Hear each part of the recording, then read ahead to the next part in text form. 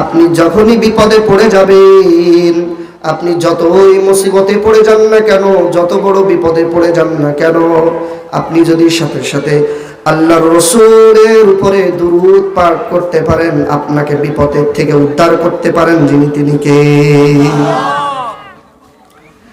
আপনি আল্লাহর রাসূলের উপরে দুরূদ পাঠ শুরু করে দিবেন। আমার জীবদ্দশায় ঘটেছে, আমার সাথে ঘটেছে, এমন বিপদে পড়ে গেছি আর কেউ আমার পাশে নাই, কেউ নাই, কেউ নাই, কেউ নাই, আমি একা। ওই বিপদ থেকে আমাকে যিনি উদ্ধার করেছেন, চিল্লায় বলেন তিনি কে? তিনি কে আমাকে উদ্ধার করেছেন। এজন্য দেখেন, যখন আমি বিপদে পড়েছি আমার ইয়াকিন হয়ে গেছে, আমার বিশ্বাস হয়ে গেছে।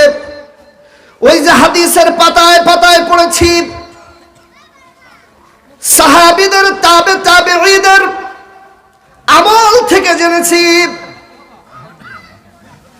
দুরূদ পাঠ করলে আল্লাহ তাআলা বিপদ থেকে উদ্ধার করেন। কারণ আপনি যখনই বিপদে পড়ে যাবেন তখন আল্লাহর রহমত আপনার প্রয়োজন।